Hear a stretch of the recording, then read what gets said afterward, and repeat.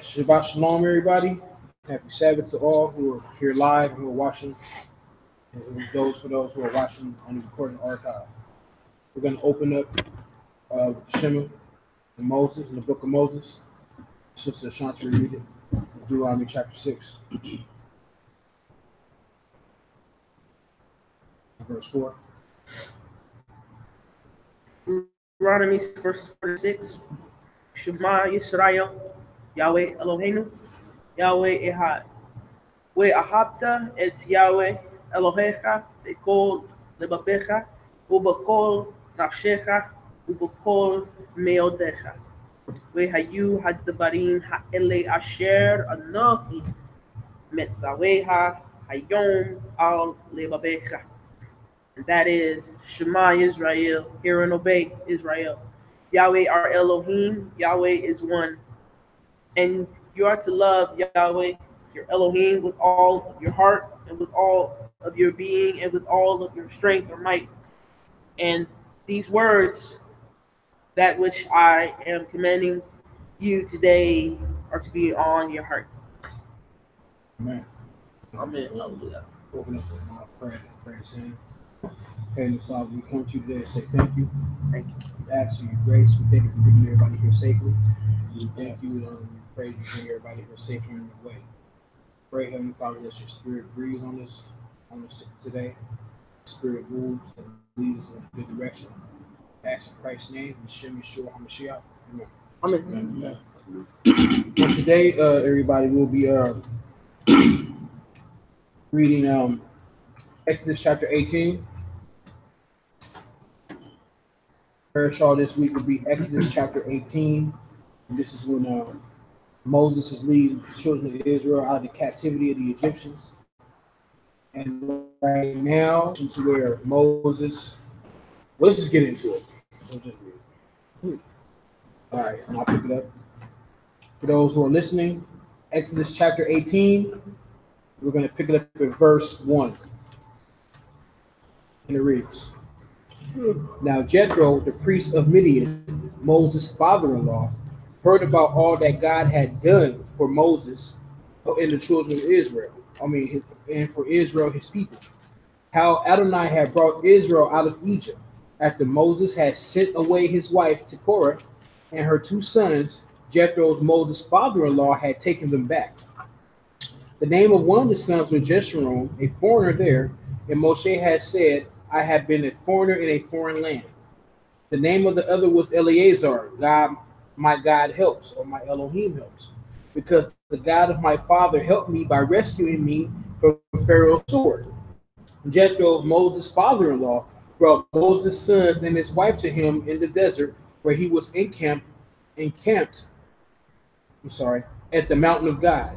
He sent word to Moses, I, your father-in-law Jethro, am coming to you with your wife and her 2 sons.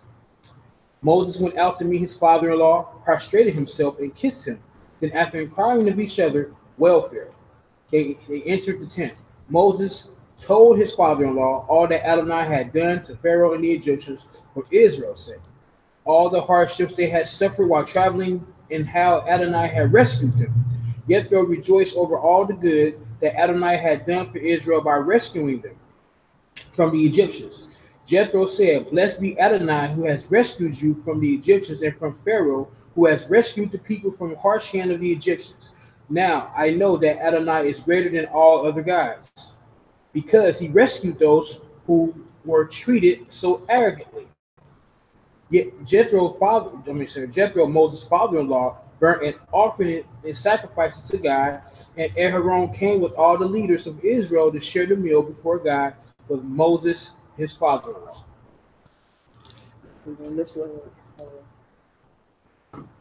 I'm sorry. Yeah, that's Jethro.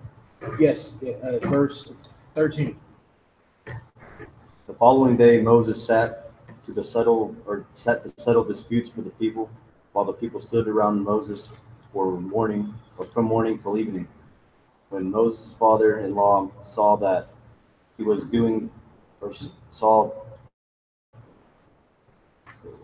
Saw the people, he said, "What is this that you are doing to the people? Why do you sit there alone with all the people standing around you from morning till evening?" Moses answered his father-in-law, "It's because the people come to me seeking God's guidance. Whenever they have a dispute, it comes to me. I judge between one person and another, and I explain to them God's laws and teachings." Moses' father-in-law said to him, "What you are doing isn't good. You will certainly wear yourself out. Not only yourself, but these people here with you as well. It's too much for you. You can't do it alone, by yourself.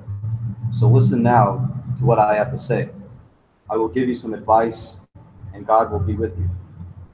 You should represent the people before God, and you should bring their cases to God. You should also teach them the laws and the teachings and show them how to live their lives and what work they should do. But you should choose from among all the people competent men who are God-fearing, honest, and incorruptible to be their leaders, in charge of thousands, hundreds, fifties, and tens. Normally, they will settle the people's disputes. They should bring you the difficult cases, but ordinary matters they should decide themselves. In this way, they will make it easier for you and share the load with you. If you do this, and God is directing you to do it, you will be able to endure, and all these people too will arrive at their destination peacefully. 24, Moshe paid attention to his father-in-law's counsel and did everything he said. Moshe chose competent men from all Israel and made them heads over the people, in charge of thousands, hundreds, fifties, and tens. Excuse me. As a general rule, they settled the people disputes.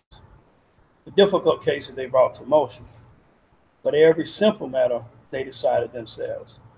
Then Moshe let his father-in-law leave and went off to his own country.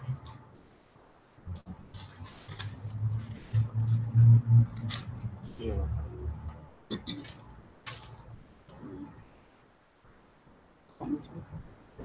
In the 3rd month, after the people of Israel had left the land of Egypt, the same day they came to the Sinai desert.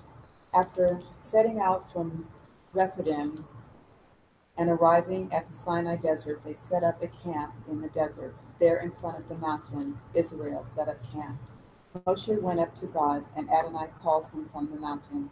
"Here is what you are to say to the household of Yaakov, to tell the people of Israel, you have seen what I did to the Egyptians, and how I carried you on eagle's wings and brought you to myself.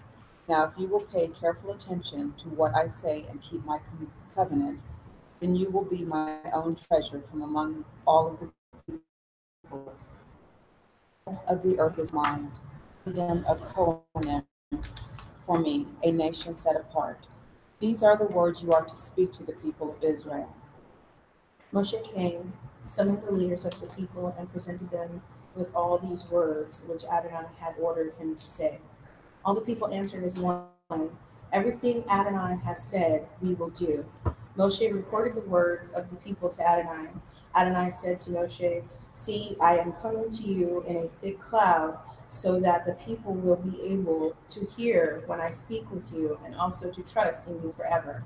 Moshe had told Adonai what the people had said. So Adonai said to Moshe, "Go to the people today and tomorrow, separate them for me by having them wash their clothing, and prepare for the 3rd day. For on the 3rd day, Adonai will come down on Mount Sinai before the eyes of all the people. You are to set limits for the people all around and say, be careful not to go up on the mountain or even touch its base. Whoever touches the mountain will surely be put to death.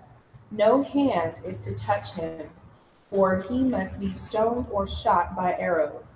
Neither animal nor human will be allowed to live. When the shofar sounds, they may go up on the mountain." Verse 14. Moshe went down from the mountain to the people and separated the people for God, and they washed their clothing. He said to the people, "Prepare for the 3rd day. Don't approach a woman." On the morning of the 3rd day, there was thunder lightning, and a thick cloud on the mountain. Then a shofar blast sounded so loudly that all the people in the camp trembled. Moshe brought the people out of the camp to meet God. They stood near the base of the mountain. Mount Sinai was enveloped in smoke because Adonai descended onto it in fire. The smoke went up like the smoke from the furnace, and the whole mountain shook violently. As the sound of the shofar grew louder and louder, Moshe spoke, and God answered him with a voice. Adonai came down onto Mount Sinai to the top of the mountain. Then Adonai called Moshe to the top of the mountain, and Moshe went up. Adonai said to Moshe, "Go down and warn the people not to force their way through to Adonai to see him. If they do, many of them will perish. Even the Kohanim, who are allowed to approach Adonai, must keep themselves holy. Otherwise, Adonai may break out against them." Moshe said to Adonai, "The people can't come up to Mount Sinai because you ordered us to set limits around the mountain and separate it." But Adonai answered him, "Go get down. Then come back up, you and Aaron with you. But don't let the Kohanim and the people force their way through to come up to Adonai, or he will break out against them." So Moshe went down to the people and told them, and then God said all these words: "I am Adonai, your God, who brought you out of the land of Egypt, out of the abode of slavery." Excuse me. You're not to make for yourselves a carved image or any kind of representation of anything in heaven above, on the earth beneath, or in the water, or on the water below the shoreline. You are not. Am I reading too far? Am I supposed to read too? Keep going. Keep going. Okay. You're not to bow down to them or to serve them. For I, Adonai, your God, am a jealous God, punishing the children for their sins of their parents to the third and fourth generation of those who hate me, but displaying grace to the thousandth generation of those who love me and obey my mitzvah. You are not to use lightly the name of Adonai, your God, because Adonai will not leave unpunished someone who uses his name lightly. Remember the day, Shabbat, to set it apart for God. You have 6 days to labor and to do all your work, but the seventh is a Sabbath for Adonai your God. On it you are not to do any kind of work. Not you, your son or your daughter, not your male or female slave, not your livestock, and not the foreigner staying with you inside the gates to your property. For heaven and earth, the sea and everything in them. But on the seventh day he rested. This is why Adonai blessed the day, the Shabbat, and separated it for himself. Honor your father and mother, so that you may live long in the land in which Adonai your God is giving you. Do not murder. Do not commit adultery. Do not steal. Do not give false evidence against your neighbor. Do not covet against your neighbor's house. Do not covet your neighbor's wife, his male or female slave, his ox, his donkey, or anything that belongs to your neighbor. All the people experienced the thunder, the lightning, the sound of the shofar, and the mountain smoking. When the people saw it, they trembled. Standing at a distance, they said to Moshe, "You speak with us, and we will listen, but don't let God speak with us, or we will die." Moshe answered the people, "Don't be afraid, because God has come only to test you and to make you fear him, so that you won't commit sins." So the people stood at a distance, but Moshe approached the thick darkness where God was. Can you continue reading? Oh, read the next one. Excuse me? I can read the rest of that. Okay. Adonai said to Moses, "Here is what you are to say to the people of Israel. You yourselves have seen that I spoke with you from heaven. You are not to make with me gods of silver, nor are you to make gods of gold for yourselves. For me, you need make only an altar of earth. On it you will sacrifice your burnt offerings, peace offerings, sheep, goats, and cattle, in every place where I cause my name to be mentioned. I will come to you and bless you. If you do make me an altar of stone, you are not to build it of cut stones. For if you use a tool on it, you profane it. Likewise, you are not to use steps to go up to my altar, so that you won't be indecently uncovered.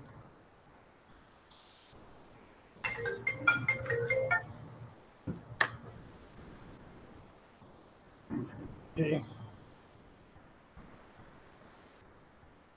So we're going to yes, Yah. Isaiah. Page 494.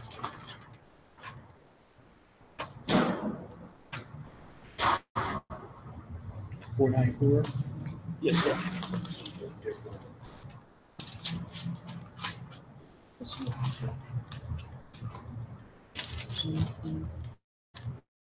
Okay, this Jewish this version is a little different from you guys. Okay. So what would it be? Isaiah chapter what chapter? 6. 6. 6, 1 through 7, 6. Come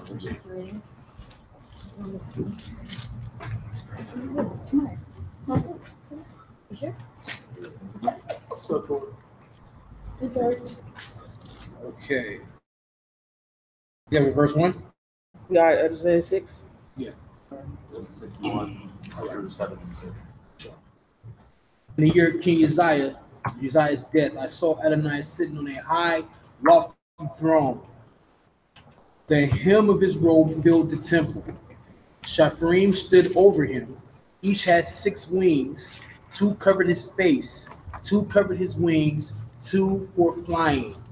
They were crying out to each other, more holy than the holiest holiness is Adonai. The whole earth filled with his glory. Steps shook at the sound of their shouting, and the house was filled with smoke. Then I said, woe to me, too am doomed, because I, a man of unclean lips, living among a people with unclean lips. I have seen with my own eyes the king Adonai Tessavot. Yeah, my Hebrews. Yeah, my Hebrews 4. The say that Seraphim. Cherubims. Yeah, cherubim. No, seraphim. Seraphim. Yeah, that's a seraphim. Okay. Yeah. Flew to me, or the angel rather, to me with a glowing coal in his hand, which he had taken with tongues from the altar. He touched my mouth with it and said, "Hear, this has touched your lips. Your iniquity is gone. Your sin is atoned for." Then I, that's right. Read up to 8. You read through 7. Read all 6. 7, 6. Okay. Then I heard the voice of Adonai saying, "Whom should I send? Who will go for us?" I answered, "I'm here, send me." He said, "Go tell this people." Yes, you hear, but you don't understand. You certainly see, but don't get the point. Make the heart of this people sluggish with fat. Stop up the ears and shut their eyes. Otherwise, seeing with their eyes and hearing with their ears, then understanding with their hearts, they might repent and be healed. I asked Adonai, how long? And he answered, until cities become uninhabited, houses without human presence, and land utterly wasted. Until Adonai drives the people far away, and the land is one vast desolation. Even a tenth of the people remain, it will again be devoured. But like the pistachio tree or an oak whose trunk remains alive after its leaves fall off, the holy seed will be its trunk. Chapter 7.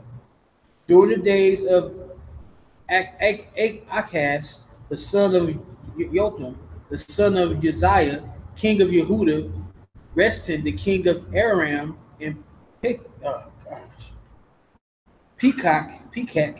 the son of Remaliah, king of Israel, advanced on Jerusalem to attack it, but were unable to conquer it.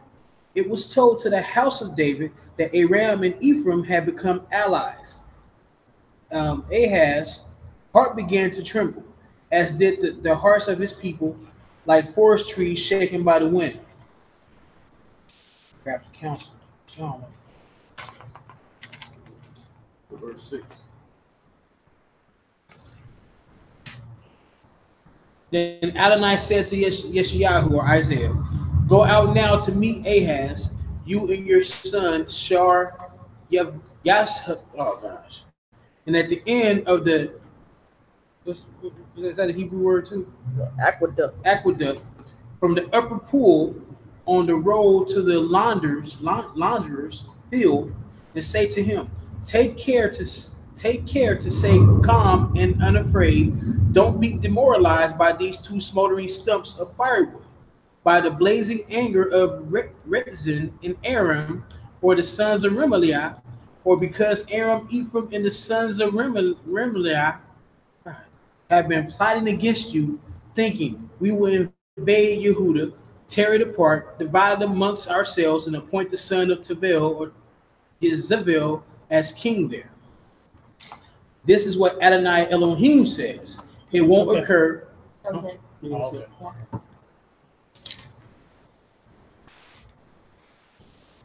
The 9-5.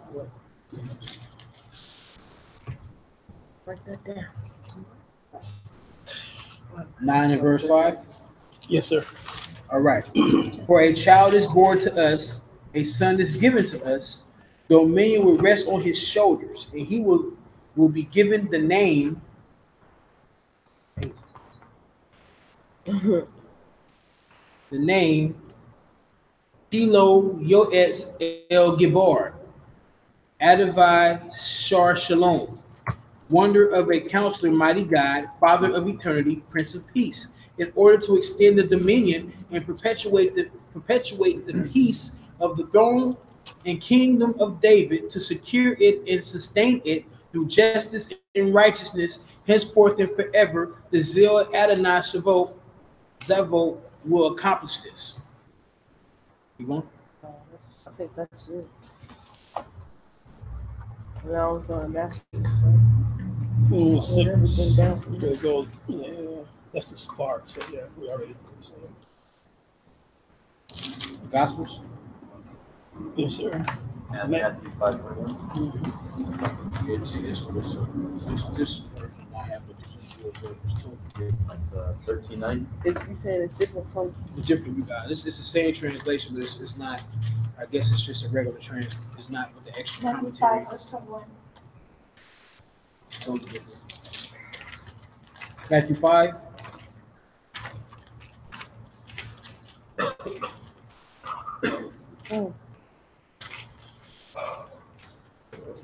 In what verse? 21. 21. You have heard that our fathers were told, do not murder, and that anyone who commits murder will be subjected to to judgment. But I tell you that anyone who nurses anger against his brother will be subject to judgment. That whoever calls his brother you good for nothing will be brought before the Sanhedrin. That whoever says fool incurs the penalty of burning in the fire of hell.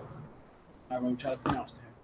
So if you are offering your gift at the temple altar, and remember remember there that your brother has something against you, leave your gift where it is by the altar and go make peace with your brother. Then come back and offer your gift.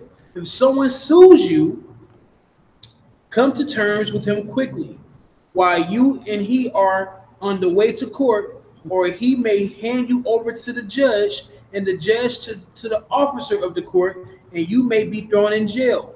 Yes, indeed, I tell you, you will certainly not get out until you have paid the last penny.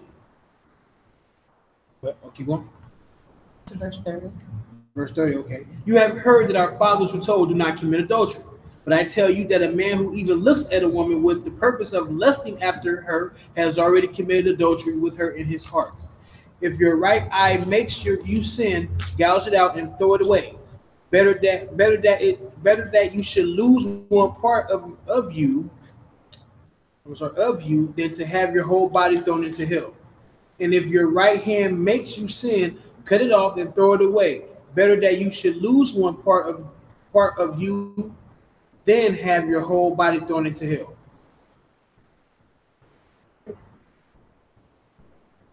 One. 15 and 1. Yeah, so we're going.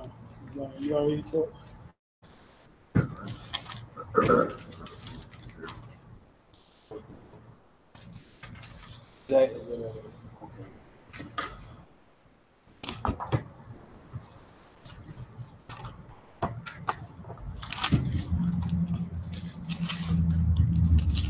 Then some Purishim, Torah teachers from Yerushalayim, came to Yeshua and asked him, "Why is it that your Talmudim break the tradition of the elders? They don't do Talat Yadayim before they eat." He answered, "Indeed, why do you break the command of Yah by your tradition? Yah said, honor your father and mother. Anyone who curses his father or mother must be put to death. But you say, if anyone says to his father or mother, I have promised to give to Yah what I might have used to help you, and he is rid of his duties and honor his father or mother. Thus by your traditions you make null and void the word of Yah. Hypocrites. Yeshayahu was right when he prophesied about you. These people honor me with their lips, but their hearts are far away from me. The worship of me is useless, because they teach man-made rules as if they were doctrines." Then he called the crowd to him and said, "Let even understand this.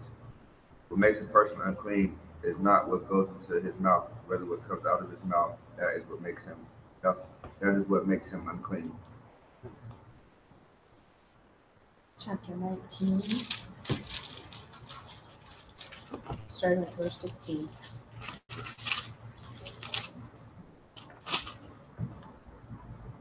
A man approached Yeshua and said, "Rabbi, what good thing should I do in order to have eternal life?" He said to him, "Why are you asking me about good? There is one who is good. But if you want to obtain eternal life, observe the mitzvah." The man asked him, "Which ones?" And Yeshua said, "Don't murder, don't commit adultery, don't steal, don't give false testimony, honor father and mother, and love your neighbors as yourself." The young man said to him, "I have kept all these. Where do I still fall short?" Yeshua said to him, "If you are serious about reaching the goal, go and sell your possessions, give to the poor, and you will have riches in heaven. Then come follow me." But when the young man said this, he went away. Then Yeshua Okay. Then Yeshua said to us, Talmudim, "Yes, I tell you that it will be very hard for a rich man to enter the kingdom of heaven. Furthermore, I tell you that it is easier for a camel to pass through a needle's eye than for a rich man to enter the kingdom of heaven." When the Talmudim heard this, they were utterly amazed. And who they asked to be saved. So looked at them and said, "Humanly, this is possible, but with Yah, everything is possible." Jethro replied, "Look, we have left everything and followed you. So what will we have?" Yeshua said to them, "Yes, I tell you that in the regenerated world, when the Son of Man sits on his glorious throne, you who have followed me will also sit on 12 thrones and judge the 12 tribes of Israel. Everyone who has left houses, brothers, sisters, father, mother, children, or fields for my sake will receive 100 times more, and he will attain eternal life. For many who are first will be last, and many who are last will be first." Mark chapter 7. Yeah. I'll read this part, 5 to 15.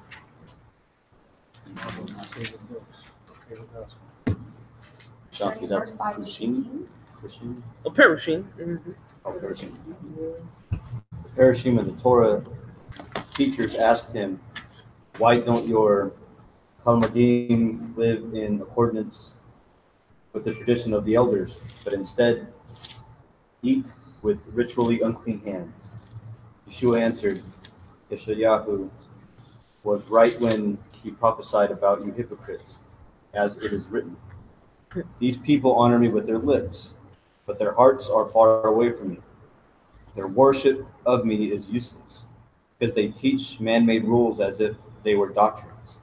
You depart from God's command and hold onto human tradition. Indeed," he said to them, "you have made a fine art of departing from God's command in order to keep your tradition. For Moses said, honor your mother and honor your father and your mother. And anyone who curses his father or mother must be put to death. But you say, if someone says to his father or mother, I have promised as a korban, that is, as a gift to God, what I might have used to help you. Then you no longer let him do anything for his father or mother. Thus, with your tradition, which you have handed down to you, you nullify the word of God, and you do other things like this. Then Yeshua called the people to him and again said, "Listen to me, all of you, and understand this. There is nothing outside a person which, by going into him, can make him unclean. Rather, it is the things that come out of a person which make a person unclean." Up to 15.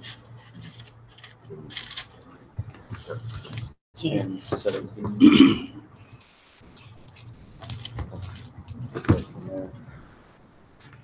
Mark chapter 10, verse 17. And he was starting on his way. A man ran up, kneeled down in front of him, and asked, "Good Rabbi, what should I do to obtain eternal life?" And Yeshua said to him, "Why are you calling me good? No one is good except for God. You know the mitzvah: don't murder, don't commit adultery, don't steal, don't give false testimony, don't defraud, honor your father and mother." "Rabbi," he said, "I have kept all these since I was a boy." Yeshua, looking at him, felt love for him and said to him, "You're missing one thing. Go sell whatever you own, give to the poor, and you will have riches in heaven. Come, follow me." Shocked by his word, he went away sad, because he was a wealthy man. Yeshua looked around and said to his Talmudim, "How hard is it going to be for people with wealth to enter the kingdom of God?" The Talmudim were astounded at these words. But Yeshua said to them again, "My friends, how hard is it to enter the kingdom of God? It's easier for a camel to pass through a needle's eye than for a rich man to enter the kingdom of God." They were utterly amazed and said to him, "And who can be saved?" Yeshua looked at them and said, "Humanly it is impossible, but with God everything is possible." Kepha began saying to him, "Look, we have left everything and followed you." Yeshua said, "Yes, I tell you that there is no one who has left house, brothers, sisters, mother, father, children, or fields for my sake, for the sake of the good news, who will not receive 100 times more, or 100 times over now in the Olam Hazeh, homes, brothers, sisters, mothers, children, and lands, with persecutions, and in the Olam Haba, eternal life. But many who are first will be last, and many who are last will be first." Which verse I go? That's it. Oh, is it?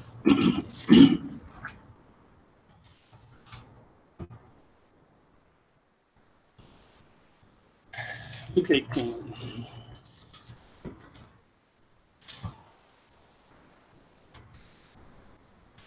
They going over all of these. They reiterating all of these from the gospel. The different accounts. Man. Yep. A lot of great Hadashah here. Yeah. Luke 18:18.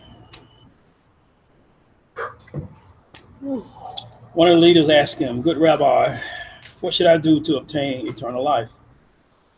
Yeshua said to him, "Why are you calling me good? No one is good but Yah.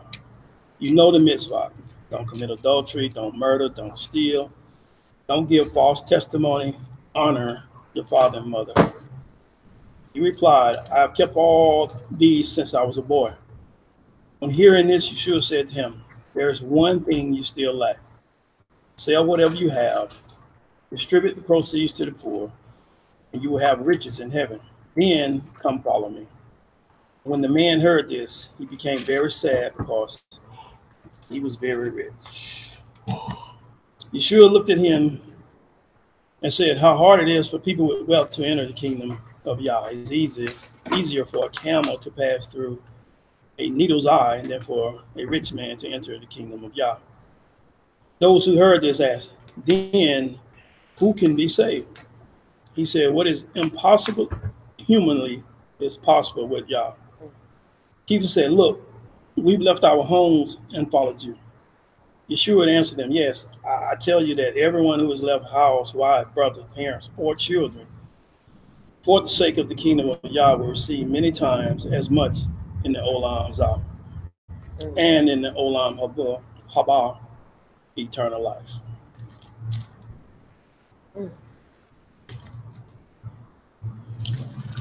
So Acts 6.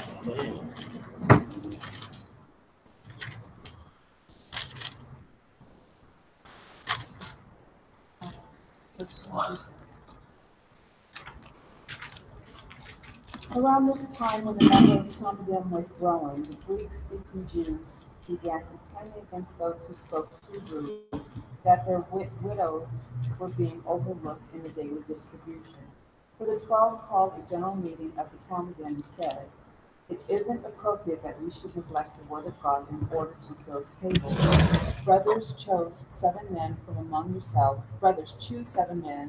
among yourselves who are known to be full of the Spirit and wisdom. We will appoint them to be in charge of this important matter, but we ourselves will give our full attention to praying and to serving the word." What they said was agreeable to the whole gathering. They chose Stephen, a man full of faith, and the Ruach HaKodesh, Philip, Prochorus,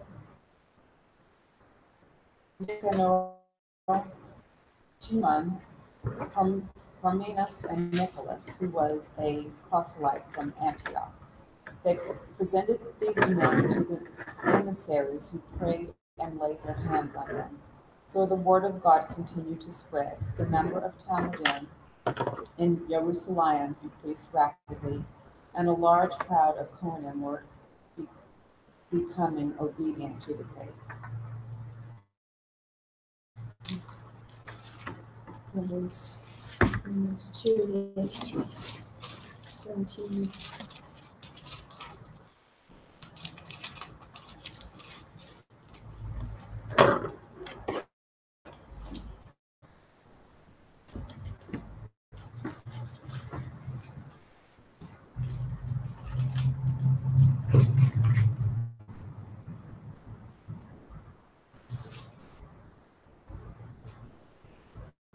Okay, so I'll read Romans 2, 17 through 29. Make sure we got.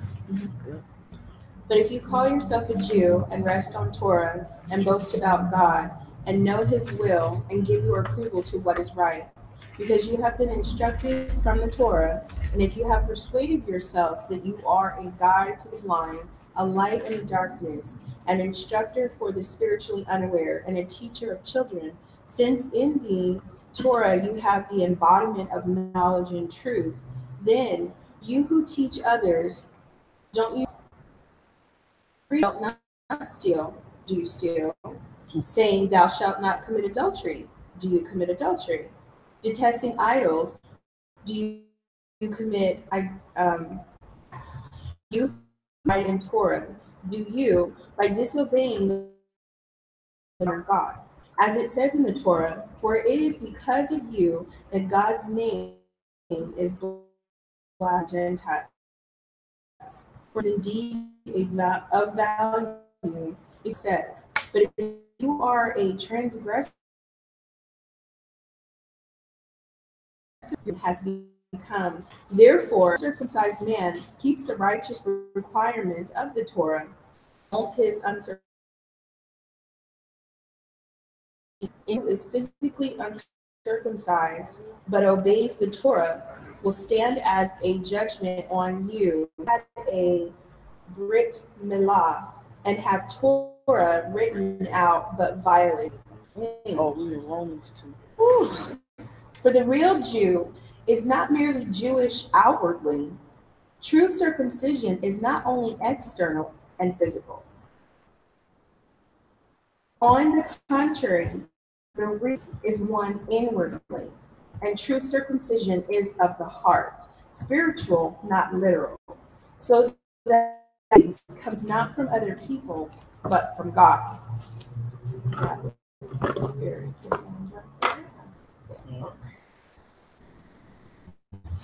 Romans 7 and 17. All right. Let's get there. So Romans 7. Okay, we give the book, chapter, and verse. Can we speak up a little bit? I think I think the people are having a hard time hearing, following what we're saying. No problem. Yeah. Sorry. Thank you, sister. No problem. Yeah. It's Romans 7, and starting at verse 7, going to verse 12. What are we to say? That the Torah is sinful? Heaven forbid. Rather, the function of the Torah was that without it, I would not have known what sin is. For example, I would not have become greedy is if the Torah had not said, "Thou shalt not covet." But sin, seizing the opportunity afforded by the commandment, worked in me all kinds of evil desires. For apart from Torah, sin is dead. I was once alive outside the framework of Torah, but when the commandment entered me, sin sprang to life, and I died. The commandment that was intended to bring me life to be bringing me death. For sin, seizing the opportunity afforded by the commandment, deceived me. And through the commandment, sin killed. The Torah is holy, that is, the commandment is holy, just, and good. So now Romans 13, verse 8 through 10.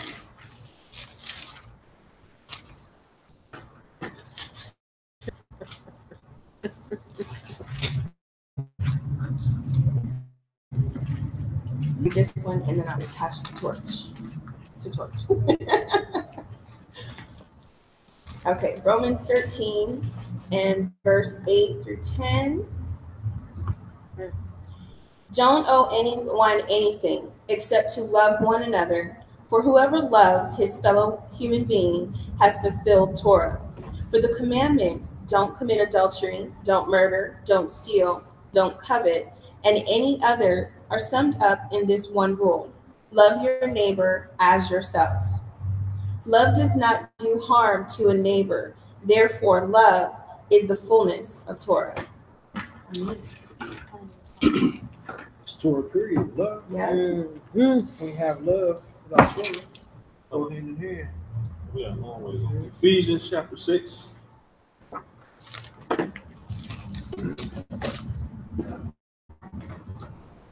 Let me read.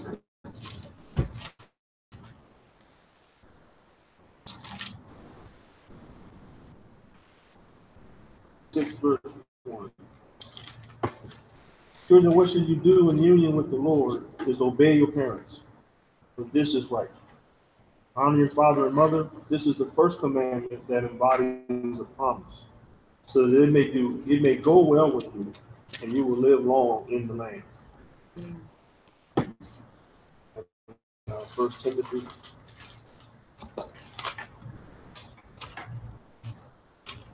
Chapter 3.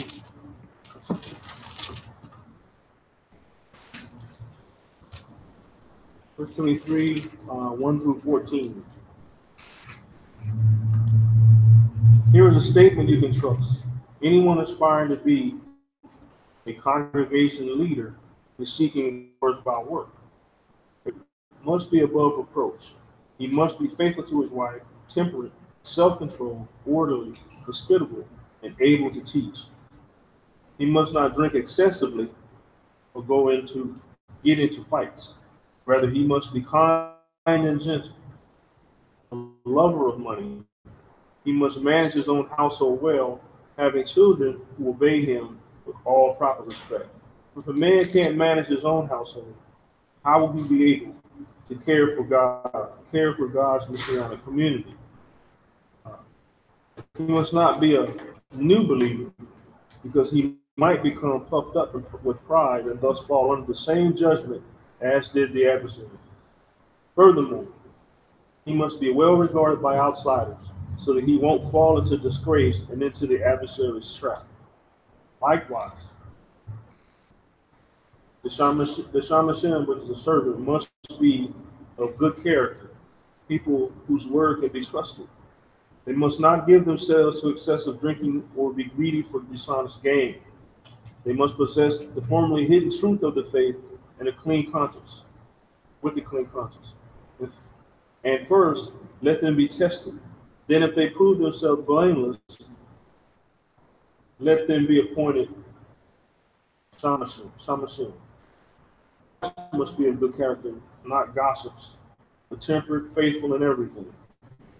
Let the Shamashim each be faithful to his wife, managing his children and household well. For those who serve well as Shamashim, good for themselves. As much boldness in trust, as much boldness in the trust that comes through Yeshua, the Messiah. I hope to visit you soon, so that if I am delayed, you may know in the Messianic community of the living God, or the truth. Great beyond all question. I think I'm going further. But that was it. So, the pillar of support to the truth. 2 Timothy chapter 2, verse 3. Is that right? Just 2? Yes, just 2. Then I'll pass the verse. 2 Timothy chapter 2, verse 2. And the things you heard from me, which were supported by many witnesses, these things commit to faithful people, such as will be competent to teach others also. Passing the torch.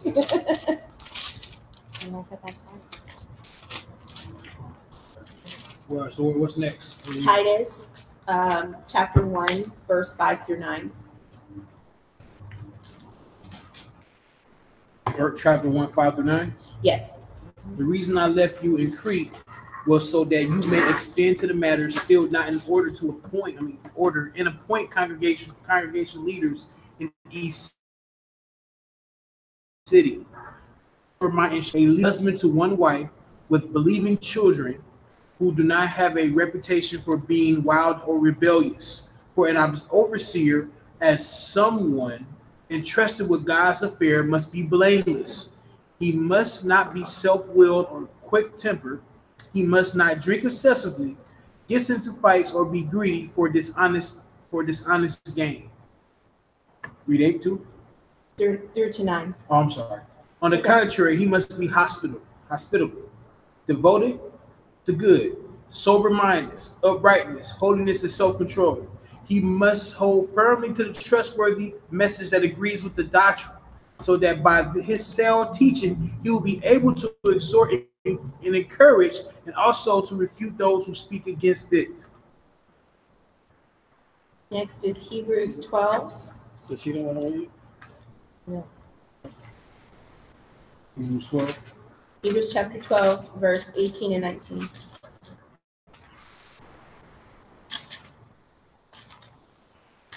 Right.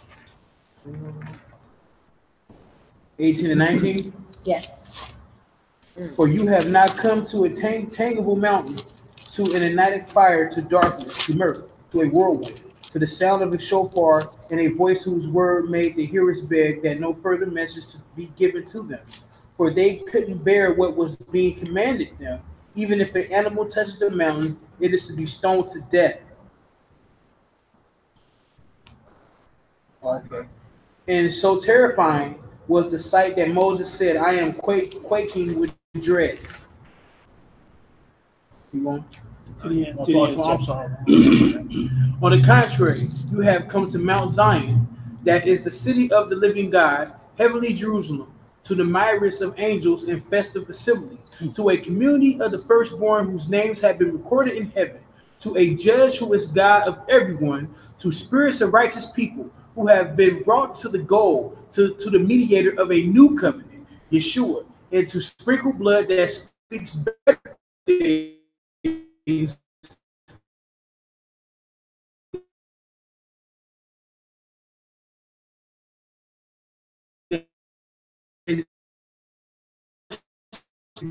that's warns from heaven.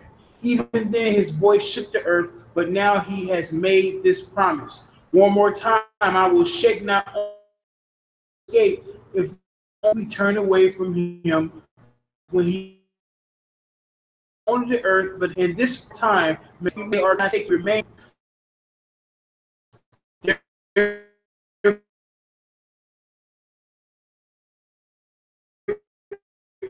For let's have fear. Next is James chapter 2, verse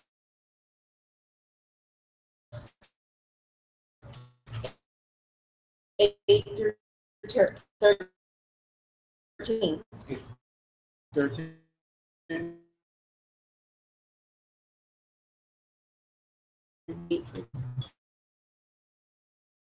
If you well, you show transgressors. The whole one who said don't commit adultery also said don't murder. Now, if you don't commit adultery but do murder, you have become a transgressor of the Torah. Keep speaking and acting like people who will be judged by a Torah which gives freedom. For judgment will be without mercy toward one who doesn't show mercy, but mercy wins over judgment. The Torah is not a religious badge; it's freedom. First Peter, chapter 2, verse 9 through 10.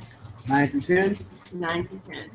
And it reads, but you are a chosen people, the king's priests, a holy nation, a people for God to possess. Why? In order for you to declare the praise of one who called you out of darkness into his wonderful light.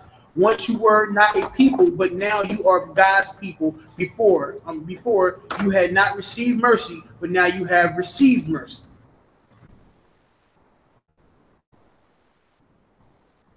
And now you can? Yes. That it? Yes. Precepts.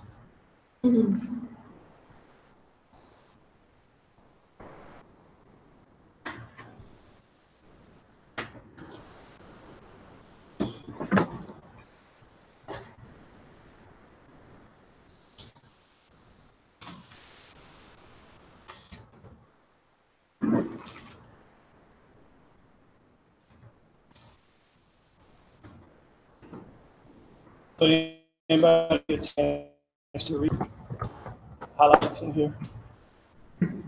Commentaries. No. Where's the Mosaic covenant and the Pinnacles of Revelation at Sinai, and Messiah, and what is Torah?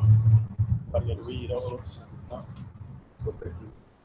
They back on page 96. It's just certain things in there that he points out along the way.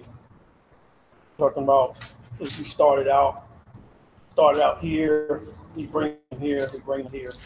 Along the way, he point out the covenants, what covenant relates to where they are, what they're doing, on and on and on. Specifically, the Mosaic covenant, where they had opportunity to respond, versus the other one, he more sense in his sovereignty. He said, "This is going to happen. Case closed." Didn't respond in accordance with their heart, so it was never there. So on and on and on. And he talks about one thing I saw when someone was reading said, "Don't let them come near the mountain and touch the mountain." Then they said they call the mountain him. He said, don't let it touch him. And I thought that was so interesting.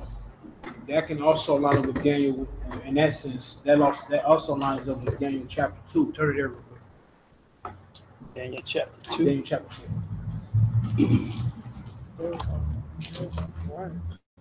I said in chapter 1. In Isaiah chapter 2.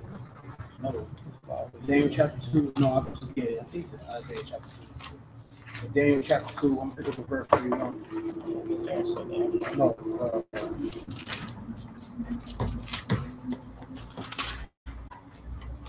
12:42. Okay.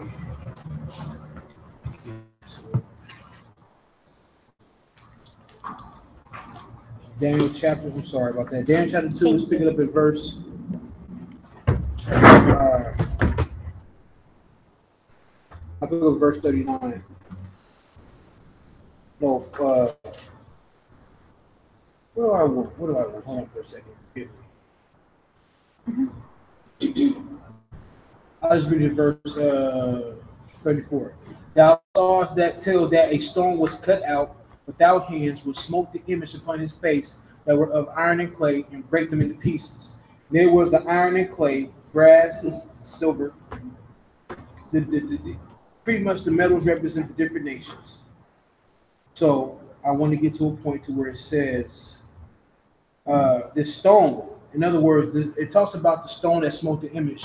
We understand that that stone represents the Messiah, and that stone grew into a mountain and filled the whole earth. So it makes that connection where you were saying about don't touch him, the mountain. That also lines up. We know that that stone that smote the image of these Gentile nations that represented Christ. So Christ eventually grew and filled the whole earth. His kingdom, his love, his passion, his judgment, his everything that comes with Christ. That stone and it filled the whole earth. So would you say that mountains can equal the kingdom? Yes, his government, his rule, his authority. You can also read in go to Isaiah chapter 2 real quick. Isaiah.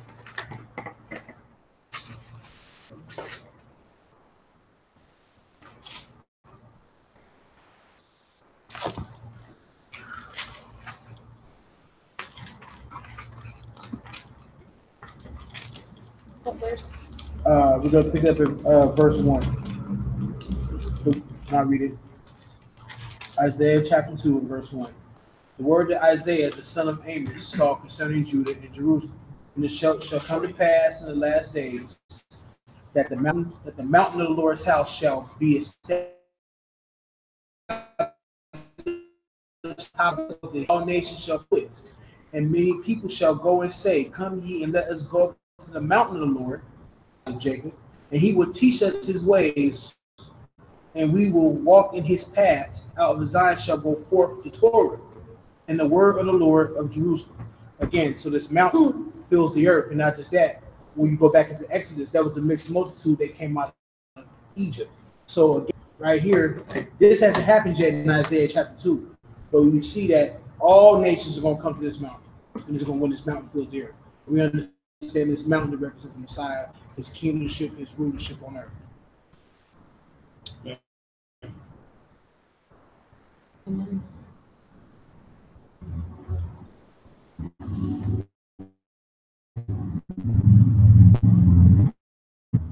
Another thing that stood out, go back to Exodus 18. Notice that Jethro, an outsider or a Gentile or other heathen, he did something that stands out. Does anyone recognize that? That Jethro did something? He when Moses was telling him what he should do, what happened in Egypt, and Jethro had paid homicide, Jethro offered a sacrifice. Outsider of Israel. Technically, Jethro was not. When he did offer a sacrifice, was that The Most High, he accepted. he accepted it? Yeah. Was that what you would call being adopted into the family, being converted, and then actually He recognized. consummating the deal of selling the deal? All of that. I would agree with that because the Most High recognized it, and you have a witness. Moses is right there watching. The Most High's mouthpiece. His eyes.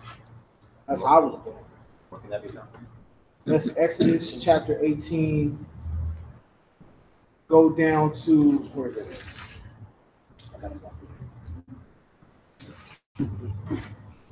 It was right after. Give me a second. right here in verse 12. Yeah, verse 12. And Jethro, Moses' father-in-law, took a burnt offering and sacrificed for God. And Aaron came and all the elders of Israel to eat bread with Moses' father-in-law before God. And it came to pass on the morrow that Moses sat to the judge the people, and the people stood by Moses. So, but before that, in verse 12, Jethro had paid homage to the Most High. So your God is, he said, your God is the God of all gods. So for him giving homage to the Most High for doing what he did to the Egyptians, I understand that the Most High appreciate the fact that an outsider of Israel, because remember they were still not sure if they wanted to serve this God. They're in the wilderness, and when they came out, they could have went the shortcut, but the Most High was like, you guys are not ready. So it took an outsider to recognize who this God is. It also lines up with Christ. When he was, what is that? Is that Matthew 8? When the centurion? And that was a Gentile, that was a Roman. And let's go to it, Matthew chapter 8. Okay, before you go there, yeah. What you said? Okay, that's Jethro was a Median, and that was part of Ishmael. Yeah. And all of Abraham's kids were taught about the Most High. That is true. So they know about the Most High. Yeah. Because even Moses' wife knew about the covenant. That is true. You said the Midianites and the Ishmaelites are the same people? Yeah, I think so. Are they Israel? No. I've always understood that. Well, I asked her. Not the same people, but it was. They're descendants of Abraham, Abraham's children. And one thing I will say is that is true, but we also know that Jethro, he served another God. He was a high priest of another God. Yeah, but that's not the point I was making. I'm just making that he knew who Israel God was. Yeah. So that's why he did what he did. Mm-hmm. Well, I agree. Well, verse 1 reads that he heard about all that he had done. Yep. And so he came when he made the proclamation to Pharaoh that I'm going to do this, so you'll know that I'm Yah, that I'm the Most High. And so he was proving himself for himself when he did what he did in Egypt. Like he told him, I'm hiding you, I'm putting you in slavery so I can deliver you. I'm doing this so that I can show my power, my authority over this so-called God and whoever else, whatever false God. And so he said, Yitro heard about it. And all his fame went out through the land. He did this. He destroyed mighty Egypt and all this. And so now, this is, like you said, this is a type of Christ in that sense where when you hear the word and you taste it and it's good, then it becomes, it works in you the way it's supposed to work when it was set up to work inside of you. Yeah. For others, I won't get into all that, it won't work. And then there are it works at a certain time.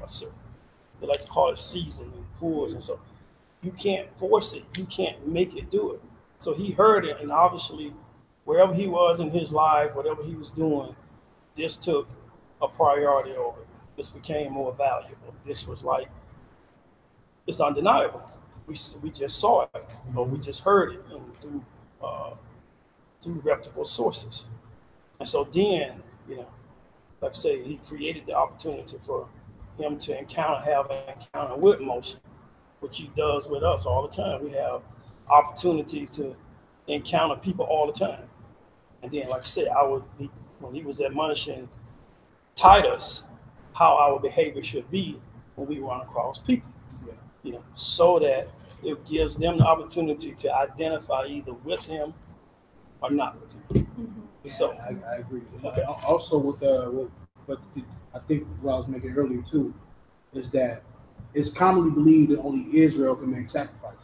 Oh, okay, I hear you. And the thing is that Jethro making the sacrifice, that whoever teaches that's totally off. Yeah. You know what I'm saying? This guy, did he make a covenant with Israel? Yes. But he always opened the door for other nations. to come into the fold. Yeah, he Shaul said it. Somebody read it in Romans that if you do those things outside of the framework of Torah with the circumcised heart, it's just as acceptable as it is if you were within the framework. Exactly. Right. Yeah, because once you come onto the ways of Israel, you become the Israel. Right. Yeah. And like with the Messiah, when he the Roman soldier, he said to the Messiah, he said, you want to turn this over? Yeah, what was this? Matthew? Was that Matthew 8? I believe. I'm not good with addresses. Huh? That's where you said turn. Someone said turn. Yeah, Matthew chapter 8.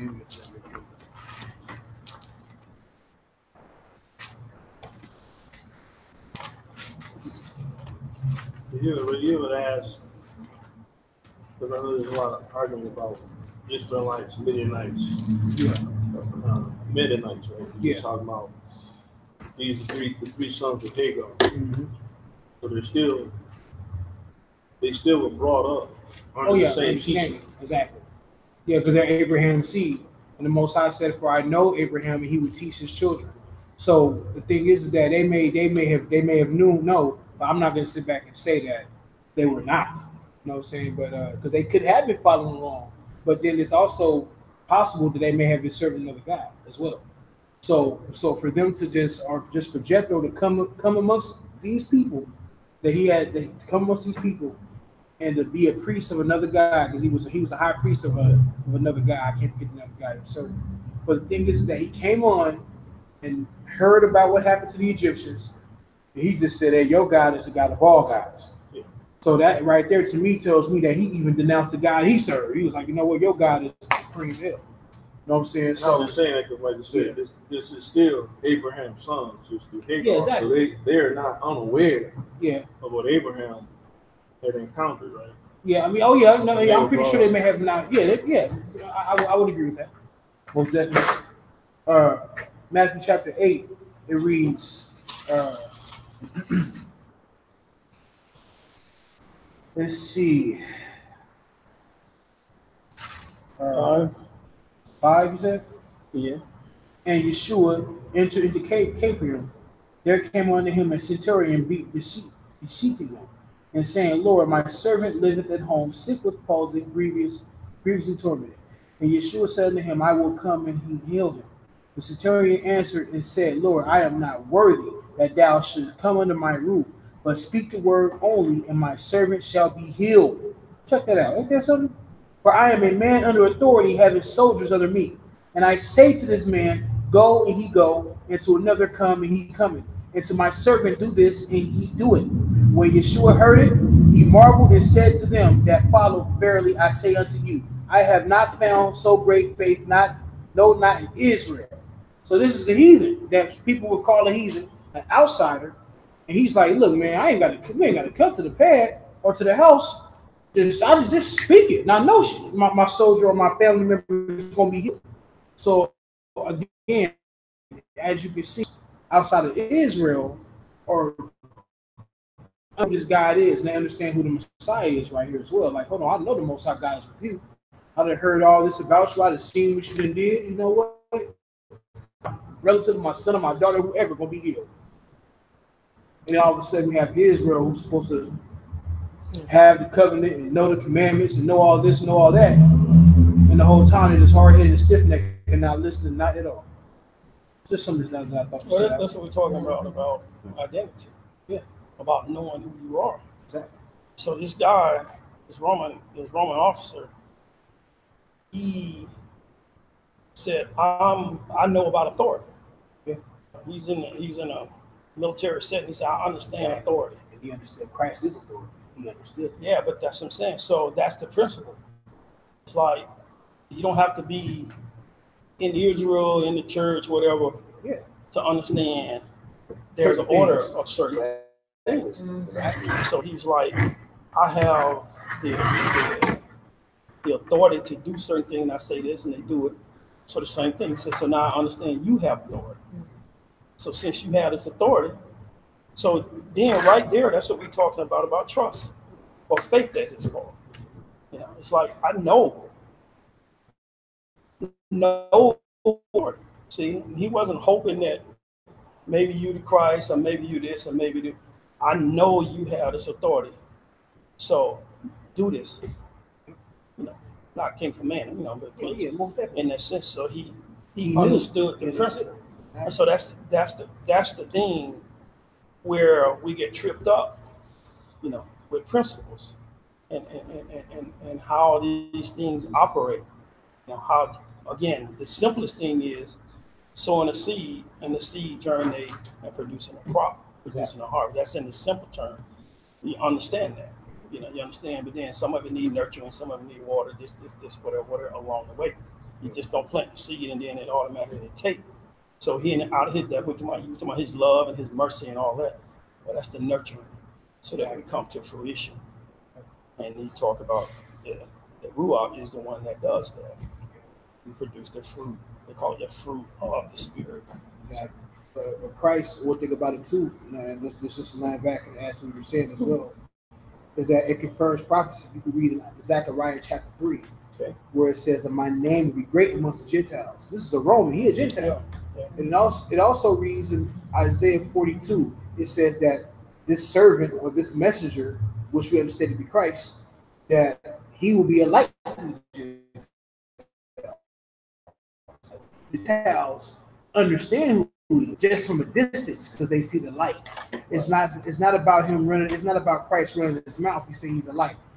When you see a light, you see a light. That means you see something going on about this person. Right. What is it that they saw? His actions. So they understood. Oh, this is the true and living, whoever it is. This is something's wrong. Something's up with this brother, this individual. And guess what? I'm gonna just believe in who he is and take his word for who he is and do this favor. Yeah. So he had witness. Yeah, witnesses. Actually, John bore witness before. Well, the emphasis on what I always get out of this, not so much on who's outside, who's wherever, is that what they understand is God already responds to faith, no matter who you are. So rather you be a thief on the cross or a woman at the well, Jairus, no matter who you are, God already responds to faith. Exactly. So the emphasis is, my own people don't even understand this. Yeah. I ain't seen so in Israel, and you supposed to know I respond to faith. Yeah. And now here these people are who don't follow me, they understand that. Yeah. Faith.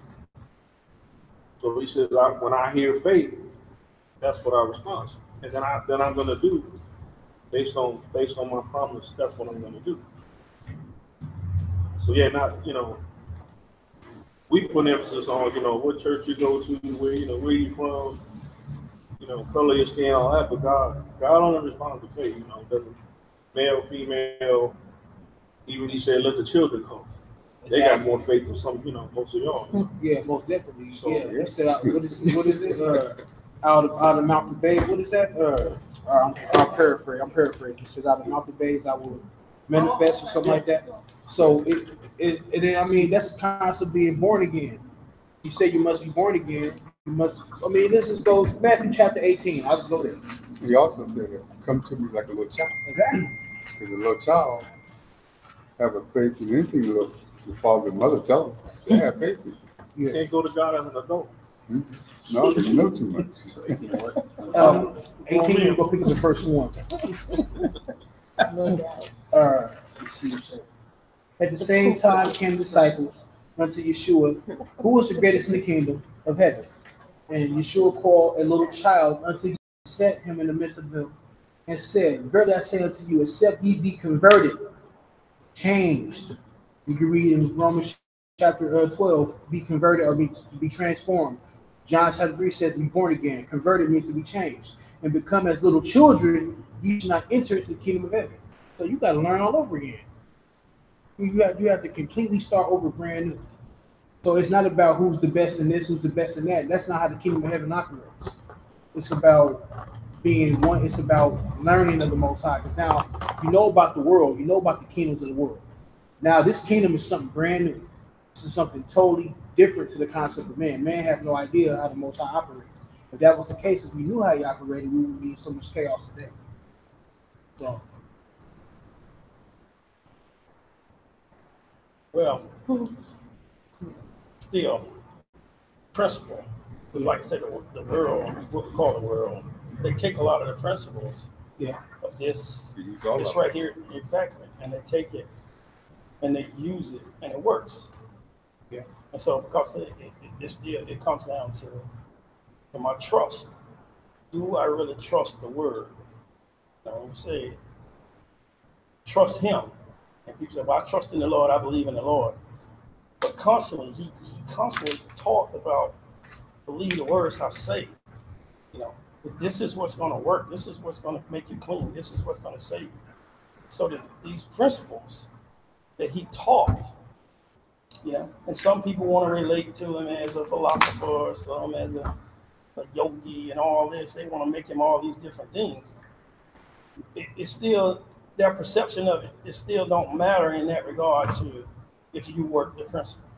Again, if you put the seed in the ground and you do it right, you're going to get a harvest, whatever color you are, whatever, you believe in that. If you believe in that principle and you apply the wisdom that's necessary, it's going to work.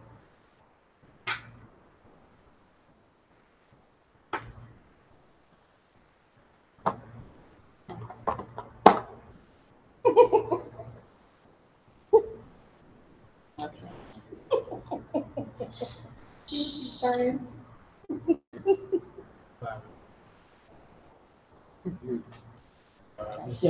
It's him. So that should say it all right there. You got this brother here. Yeah, everybody, this is go ahead, brother, introduce yourself. What's up, y'all? How y'all doing? I'm Chad. What's up to Jethro? What's up to my extra car brother? I grew up Hebrew Israelite. I'm a part of the Akashic faith right now. I believe in knowledge, wisdom, and understanding. But I did grow up Hebrew Israelite. I grew up under Yahweh ben Yahweh. I'm also studying in Atlanta, Georgia with Malachi York, member of the Black Panther Party of Atlanta, part of the Thug Nation. We was a group that was of Hebrew Israelite, but we was a militant group. We was going out, starting neighborhood watches for the police and stuff. So I'm glad to see this in Marysville, and I'm just trying to, black consciousness, You're the Marysville now? Well, it's all the same thing, Marysville. You can say. He said something like that. Nice to meet you. And nice to have you. 26, yeah. Nice to meet you. I'm Kamaya. Leon. Carla. Ashanti. Zeus. Torch. Like what? Torch. Torch. Oh, I like that with the flag. Okay. Right. All right. Anything else that stood out to anybody? Anything that stands out? Anything? I mean, it stood out that they kept reiterating the fact that it was difficult for rich men to get in heaven. For years, I've always taken that literal. Growing up, you used to take it literal because you hear, rich man. But when just hearing it right now, it just makes you think it's just like there's a lot of different versions of rich that people can obtain nowadays that can probably restrict them from moving forward. There's a lot of things people refuse to let go. It's simple to base it on materials, but it's personal thoughts, ideologies, just attitudes, approach that people don't let go of that can make it hard for them to move forward in life. Period. Definitely makes it difficult for them. Because they attach themselves to this things in their mind, they're too prideful with it, to certain things and aspects of life. I don't know, this is the first time it hit me like that. Like I said, 9 times out of 10 when I heard that, it's about material, but this time I just thought about, just the different aspects. I've just lately I've seen some people not communicate, like they communicate to a point, to a limit, and then they stop, and it's crazy because I see it at younger and younger ages, to where, don't see it applied to kids not having the ability to talk and work things out, young adults not having the ability to talk and work things out, then adults losing the willingness to talk and work things out. You know, if we lose the willingness, we're not going to pass down and teach the next generation to do it. If we don't teach them, they're not going to pass it down to them and so forth. So just, you know, it's crazy. Like I said, that stood out to me. Because again, it just kept being reiterated. That's something to pay attention for. Yeah, most definitely. Go to Revelation chapter 2 real quick. Like this. It just popped up when you said that word rich. I like Revelations 2. Yeah, Revelation 2. Go pick up at verse 9.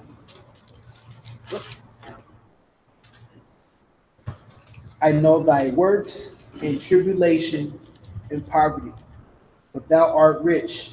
And I know the blasphemy of them which say they are Jews and are not, but are the synagogue of Satan.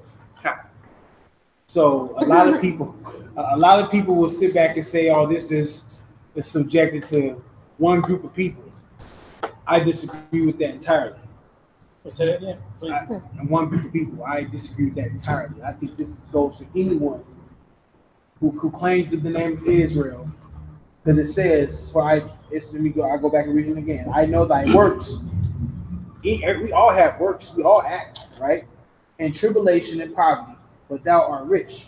But Brother Torch just said rich is just more than just material things. Rich in your attitude, arrogance, all that. You know what I'm saying? And I know the blasphemy of them which say they are Jews and are not, but are of the synagogue of Satan. How many people go by the name of Israel? A whole lot of people. What's that saying we always say, sis? Everyone explain to Israel ain't Israel. Right. So that's word. Yeah. So I was just talking about the part you said about to one group of people. That's what I was trying to get clarified. Oh, okay. They a lot of people just suggest the ones who are in the land now, the ones who call themselves Jews. Okay. Dedicated Khazars or whatever. Oh, I got you. Exactly. So just talking about them. No, just talking about just about everybody who go by the name of Israel. Yeah. So again, the uncircumcised heart. Exactly.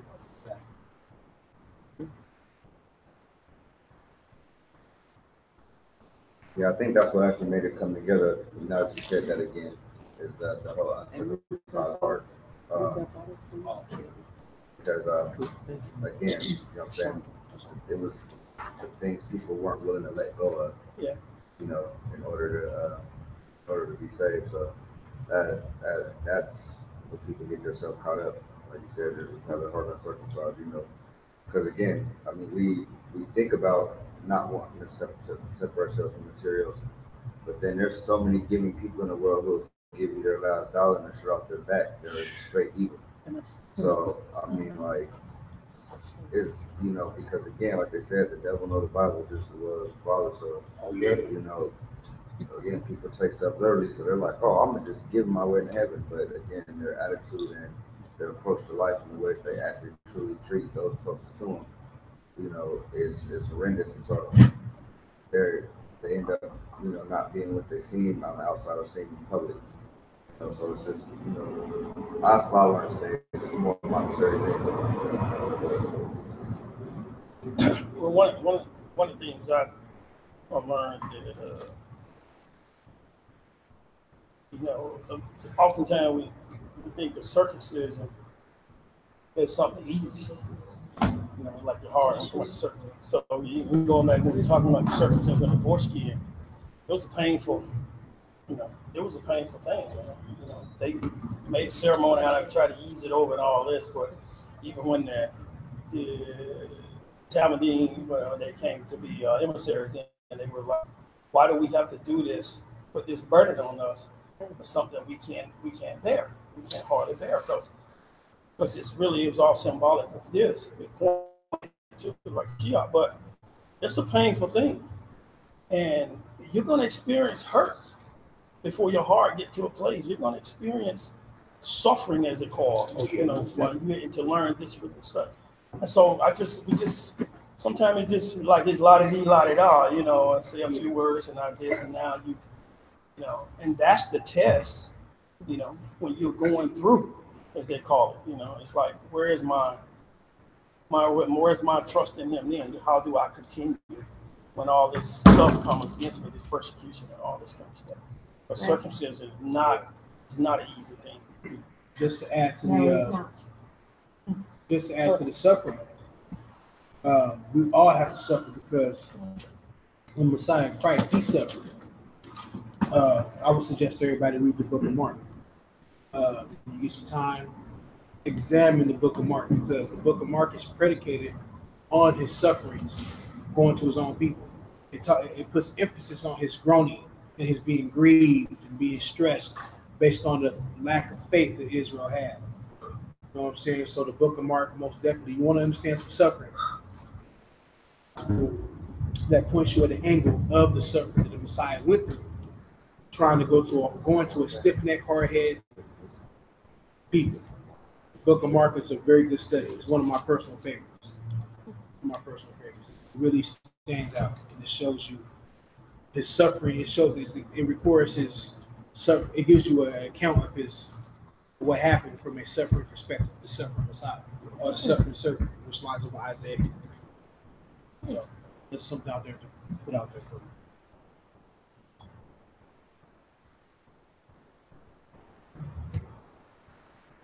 And which way do you talk about him suffering now? Like spiritually throughout the time he was here, you're talking about like at the time when he died. Throughout his whole ministry. Why did he suffer? He suffered to the reason it was prophesied he would suffer. No, but I mean, why did he suffer? Not because of the people. Yeah, that was the point. Because the people. Yeah, because the people. Because they had no faith, and they knew that their Messiah was going to come to them, but the whole time he's right there, and so many things can be done, but they have no faith. Did you look at it like that? I mean, for real, because all right, look at it. Those times are basically like the same times now, except just not minus the technology. You know what I'm saying? Because look at it like this. During that time, now you got to remember, when Yeshua was born, this is when Herod was found out. He was like, "Go kill all the babies." So now this is a Roman white folks coming into Israel land and like basically annex the area. Like, okay, well, you guys still can have y'all churches or y'all can still have some type of, the high priest can have some type of political power, but we're gonna have power over your power. So can you imagine how many they were saying that they killed all the boys during that time? Because they were trying to kill Yeshua. So imagine these are babies, so they were probably like our age group. You know what I'm saying? And everybody mad, like these are thousands of babies, boys being killed. You know what I'm saying? And so imagine through that, the grandparents and everybody all growing up for them 33 years. You know what I'm saying? They mad at them Romans. They mad at them white folks. Like, man, we gotta get them out of here. Kill them. We want to kill them. You know what I'm saying? Yeah. They don't kill all our babies. Their grandparents. They don't kill my grandkids. And then now you're starting to say that you're the Messiah, and you ain't talking about going riding on them. So you know what I'm saying? Yeah, so at that time they was like, I'm really stiff neck, or really like that hurt. And that was prophesied to happen, because if you understand the prophecies, Israel was already in captivity prior to the Messiah getting there. So, and why were they in captivity? Because they put themselves there, because they transgressed the covenant, because the four winds of heaven came upon them for being disobedient. So the thing is that he had to come to a people who were already suffering based on their own actions. The Romans just didn't come. The Most High sent the Romans because of Israel's disobedience, because if they would have kept the covenant and did right, they wouldn't have to worry about babies being killed and not having to worry about their Messiah coming to them in bad conditions. It's the same repeat with Egypt, pretty much. Same reason they were in exile, because and then the word says that you should learn a lot from his sufferings. Learn obedience. You say learn obedience. Humility, obedience, and all of that. So,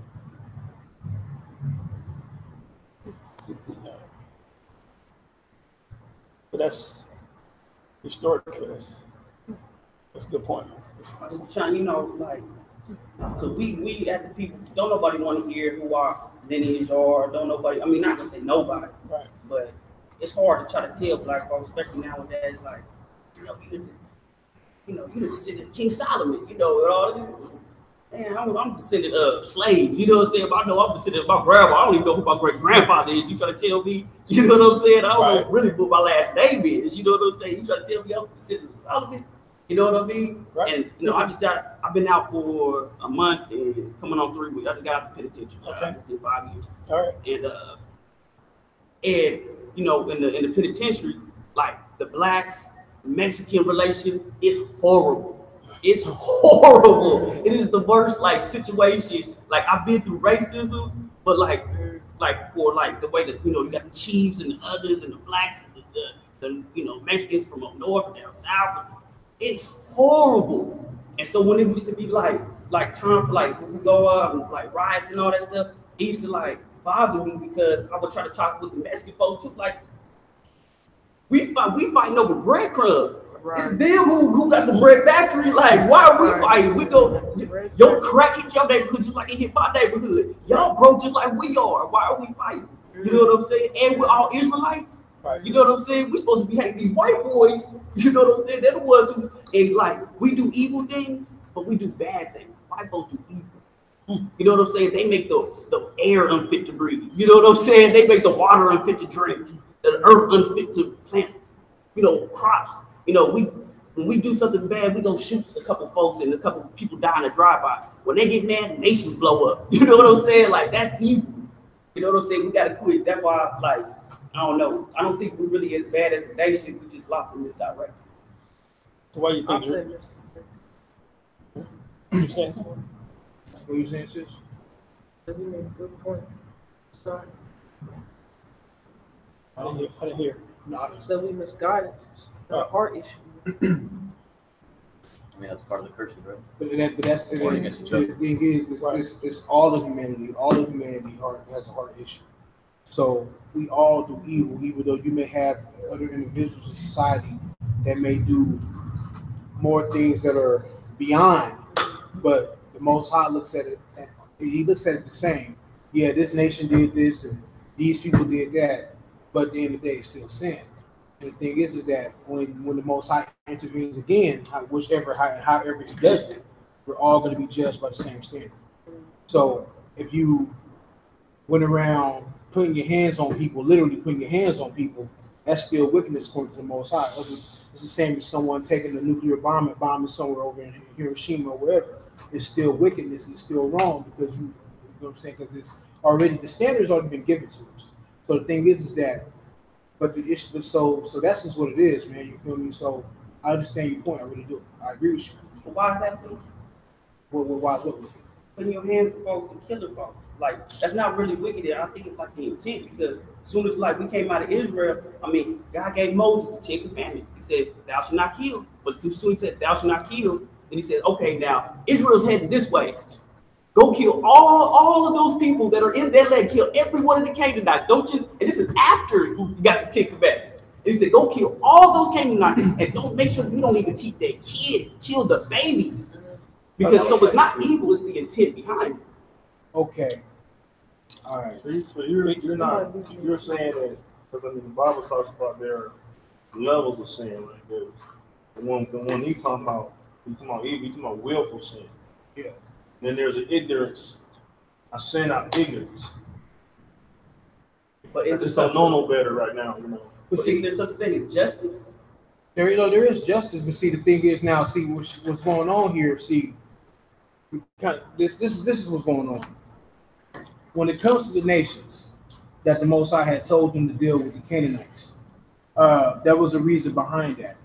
Now, what I would suggest to you, and maybe in the future, is that when we go back to thou shalt not kill, let's look at that grammatically in the Hebrew language. And let's see what that really... Thou shalt not murder. Exactly. So the thing is that when they were dealing with those nations, it's either Israel, this is how it is, and a lot of people get offended by this, so I'm going to call it what it is. The Most High gave Israel an inheritance overall. So for them to be his nation of people, certain things had to be carried out. And let's just say that if they didn't take upon those other nations to do anything to them, who's to say those nations wouldn't do the same thing to them? So, and the Most High said, "The land belongs to me. I give it to whoever I please." So we got to remember that too. So there are some things in the scriptures that a lot of people get offended by, but I own up to all of it, and I rock with the whole book. But I think for violence is the intent. Oh no. Yeah, exactly. I agree with you 100%. Like if you're just going on just being cold hearted, the Most High gonna get you for that. Most High gonna get you for that. You know what I'm saying? Yeah, most definitely. So the thing is that we but if you're doing it righteously in the sense to where righteous intent defending your family, justice, because I could look at Samson. Samson killed a lot of men, but he was given that right by the Most High to be a fighter. Yeah, David was a man of war. You know what I'm saying? But these were responsibilities that were handed out to these individuals. You know what I'm saying? For the sake of righteousness, because Israel was supposed to represent a kingdom of righteousness, because the God we serve, He is a God of justice. That's why when you read, go to Exodus chapter 3. Exodus chapter 3. I'm gonna spend a few seconds, spin minutes real quick. We're gonna pick it up in verse. Let's see. Verse 7.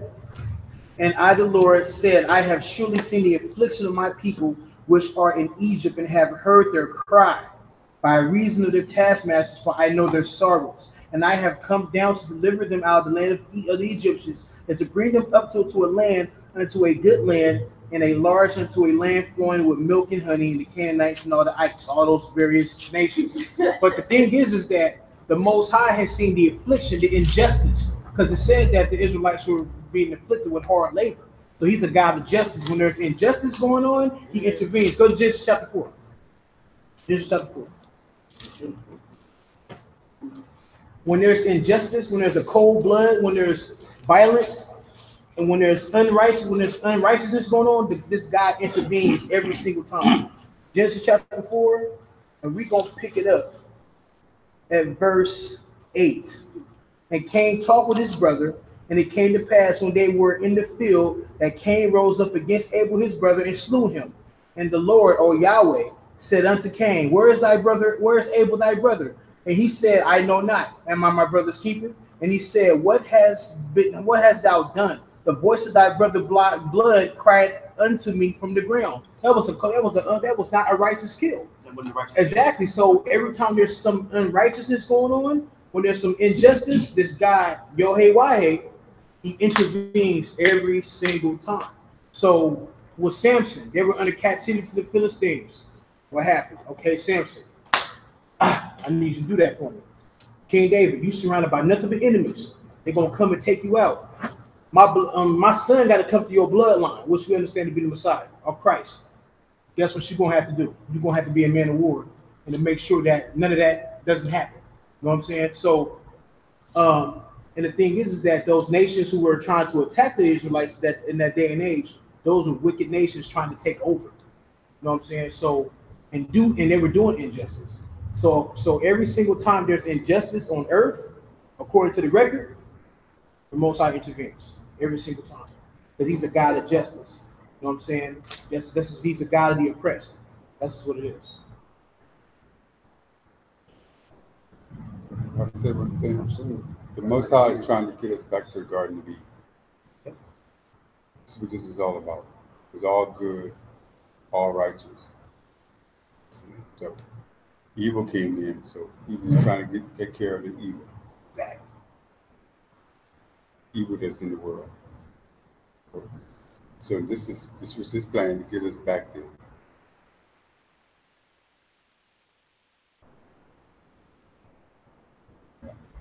Now, all this other part, in between part, I don't know what to say about that part.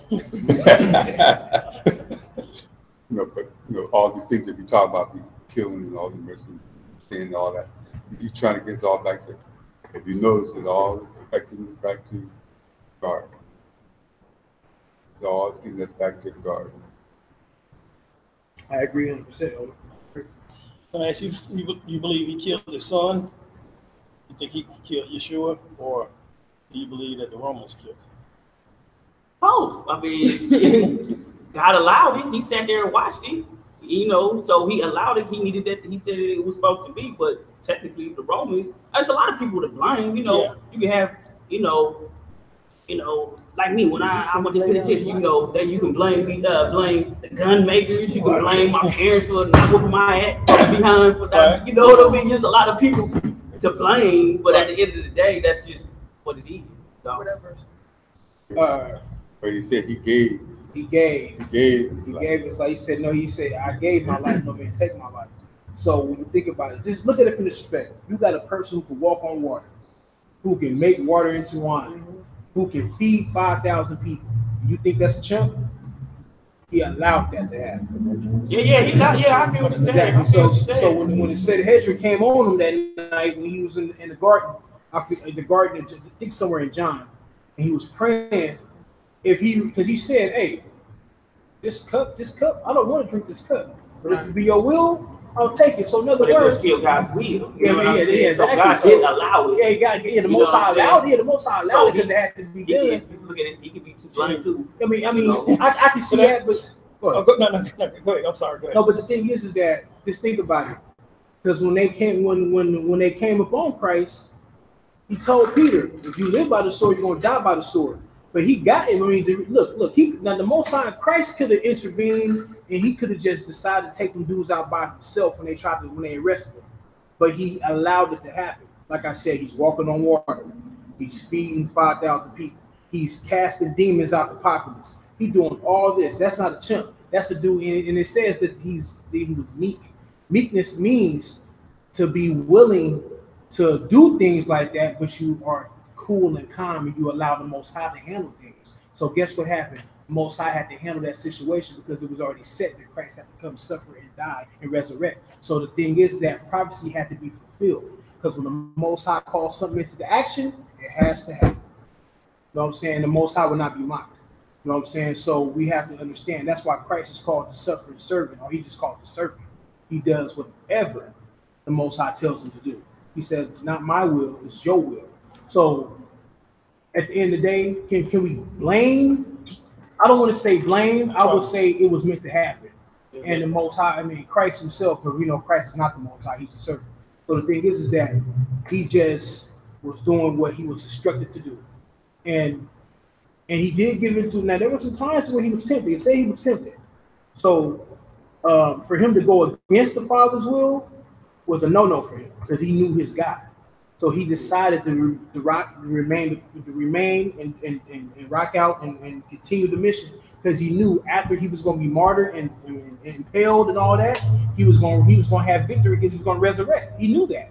So it takes a lot for a person of human nature who's in the flesh at that time to go through that. But that's some faith right there. And it said that he was obedient and he was faithful to the death.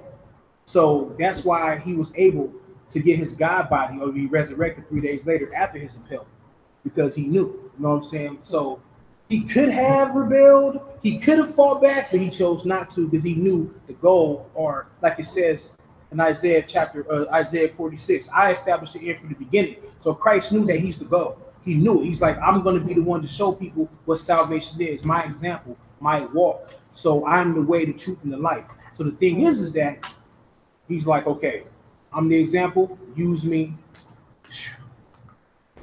and the rest is history. Now it's on us to want to believe it. You know what I'm saying? You got people that believe, you got people that don't believe. But at the end of the day, we have to take it for what it is. You know what I'm saying? I just heard you said blame. So, well, because you was like, did God kill him or did the Romans kill him? So we talk about like kill him. That's like, made an offering. You used the word kill. So now I'm like, okay, that's like a negative term. So I'm like, okay, we blame it now. We blame the Romans. We blame God. Right. So that's what I'm saying. When you first, because you said the Torah says we shouldn't kill. Right. That's not kill. So then we established that. That's what I'm saying. We established that not to murder. So like I said, so now in the sense that when he killed his son, it wasn't murder. It was sacrifice. It was a sacrifice. Okay. All right.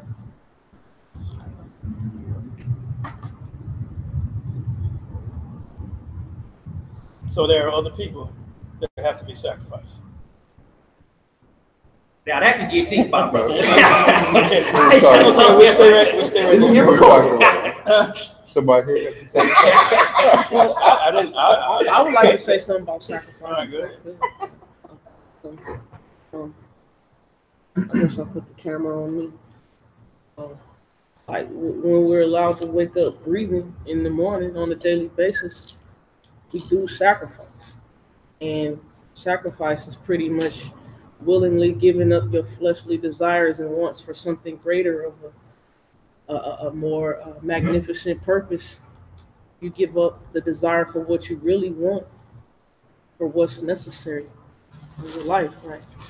So that's an aspect of sacrifice that we do on a daily basis, you know.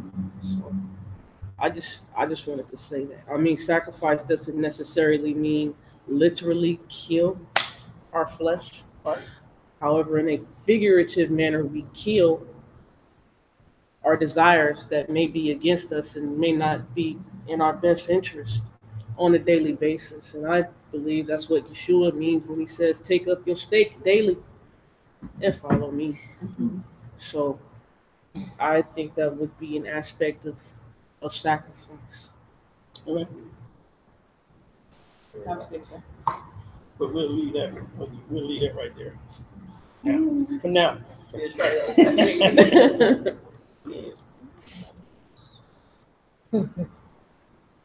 I agree with you. Sacrifice daily, it gets kind of rough there. Yeah.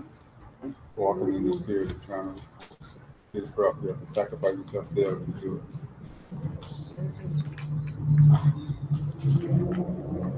Another thing with that, we have those conversations and we always kind of leave it at a fleshly level. So now, I got killed. Like, like I don't exist anymore. But if we are a spirit like he is spirit, we're not talking about, we talk about God kills people. But you take them out and where did their spirit go? Or they just done. Yeah, the spirit There's no resistance, So we say Yeshua killed, but then we say he lives. He died, but then he lived. So we just say when he died. So that's what they thought, right? They just like, well, he did. We had all these plans. Like I said, now our Savior, our King is gone. So they walking. Like why are y'all reasoning with each other? Like I'm still here. When we start talking about killed and died. So like I said, our concern is for the flesh, but it's his concern as much for the flesh as our concern is for the flesh.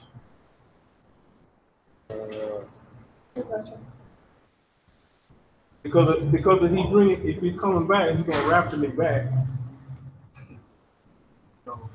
Even if I was cremated, he said he can gather every particle of dust that I have. He can. So then, people say like, black folks, why we fall out of funerals like we do. We say we understand, that this person went to a better place, lived a good life. Because really it's about me though, like falling out, really emotional. Not about them, about me. I'm still alive, but I'm tripping because this person's not hearing me. Who I'm gonna talk to, who I'm gonna hang with. So the feeling is about me. Yeah. You see the body right there, it's just he's supposed to be emotional. But it said we're supposed to rejoice. Yes. Yeah, I mean, it's a rejoice kind of situation that he is, because you go, man, that person that's separate on board, got to go through this whole rigmarole. But at the same time, it hurts. I'm not rejoicing. I'm not rejoicing because, I'm rejoicing for that person, but I'm not rejoicing for myself. You know what I'm saying? Like, I'm hurt because I miss my partner. Man. You know what I'm saying? But I'm rejoicing for my partner because my partner. Well, yeah, I don't claim Latino because I'm not European. I'm Hispanic, so I'm Spanish. Chica is what I go by. Mexicano. You guys know the story behind that? No, what? Please share. So we're commonly known today as Aztec. Aztec was given by the Spanish, which I mean I probably claim that too, but Mexica is the proper term. So long story short, when the Spanish came here, obviously their goal was to have us forget who we are, and you know how we are, being a prideful people. They would line us up one by one and ask us, "What are you?" Mexica. All right. Next one. So what's Mishpacha? Well, essentially that's just the people of the land, if you will. I can go into it more deeply, but yeah, they would ask us who we were, Mexica. We said if that's what you were, they'd kill you. Eventually, they caught on, and they changed their tactics, and they outsmarted the Spanish. So started answering back with Mexica no. That's where Mexicano came from. So Mexica no. You know? So, I didn't know that. So they were saying, really they were, but I'm tricking you to say that I'm not. Yeah. I'm still claiming it first. I'm telling you no. I didn't know that. I didn't know Aztec was that. a Spanish term. I didn't know that.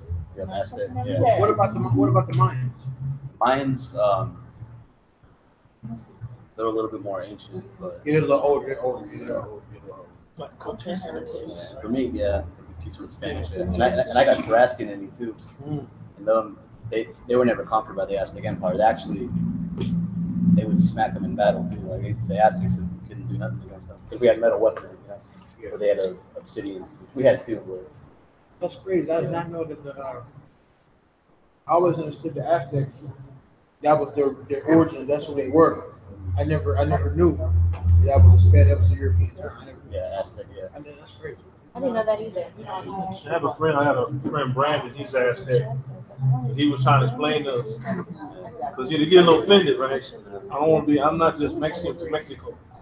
I'm Aztec. Like, what is that? You know, these other guys, you know, they like came there like they're all tribal, right? Yeah. Fresno, Madera, all them, you know, so they're like, well, I'm tribal. Wow, that's We sitting around, you know, we like, what do you mean you tribal? Tribal. He's Aztec. If the United States put the you know, that ridiculous line a little farther north, Yeah. you know, some people would label themselves Native American, so we're all the same. Right. Kind of absurd when I laugh at that. That's a self-division tactic, but Yeah. imposed on by the That's crazy because I mean, as you go to school, I remember one of my teachers told us about we did a study project on the Aztecs, but we knew them as the actual people prior to European colonialism. Yeah. So, and I didn't even know that they were already. So by the time the term Aztec was hit the scene, they were already colonialized. Wow. I read so there was a time in Texas. Anybody south of the border they were in Texas. They had to register as a Caucasian. You heard about anything like that? Yeah, I heard something like that. Some Negro, colored, vice versa. Right. But it's like we really don't know who's who. I mean, I can go back 500 years and I probably really do. I'm gonna watch it on version. It is what it is. You don't know the Northern Kingdom got punished hard for idolatry, and we still practice it too. You go to Mexico, you see all that Catholicism heavy, so they wonder why they're going through all what they're going through.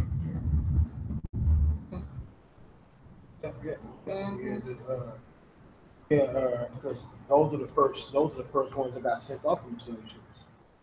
That Northern Kingdom. Syria. The Syrians. In South America, moved up north, and it's funny because South America, where Peru's at, you know, you look up the word Peru and Hebrew too. It means be fruitful. Yeah, Really? You can also look up. It's another word in Hebrew. I got a lot of stuff on this. Oh yeah. What's that word? It's you can also trace Hebrew and Spanish. The word I agree in Spanish as well. And then the as we all know, reading from the Bibles that we read from, the T and the Z together, right? Semitic origins, but in the Nahuatl language, we practice that custom as well, you know. Yeah. And the Nahuatl language can be traced back to Northwest Palestine. Yeah. That's where the Northern Kingdom resided at. Yeah. So, yeah. That's tight. And I got this stuff too. There's actually research done by so-called white man from it's a UC Riverside professor. And he knows who we are. You know? That's why it's funny when people are like, you guys are heathens, which I could very well be if you want to play by, you know, the rules and numbers. But I mean, I got so many customs, so many traditions, so many, you know, like you can't tell me who. You know that dude's name from Game of Thrones? The Spaniards? I never watched that. But I mean, they were talking about all the different kingdoms back then. So that movie is talks about that. It's bringing out all these kingdoms, and they're fighting for territory. Yeah. And then the Spaniards came, and They did what they had to do. so they were great sword. They were great swordsmen. They were dirty. Yeah. When they started to wage war, their diseases already knocked out our best warriors. So at that point, all the little boys and young men that I mean, and every man in our society went to war or at training at least. So every man was a man of war. But by that time, the fighters, the assigned fighters themselves, they were done. So the ones that were left behind, they, for lack of a better term, had to sack up and take on, you know, the invading conquistadors of the Spanish. Back then too, because Mexico City is built on water. Because they were supposed to have been the great shipmakers. Yeah. When they came in, it wasn't like they just came in like a wide forest. They had to go in through like a narrow road, like a floating road into the city. And then as they came in, started, you know, small clash, and as they broke through those lines, everybody had no choice. Like, I mean, we're all warriors. A lot of us just choose not to. You know, Stockholm syndrome nowadays. Post-traumatic slave syndrome. There you go.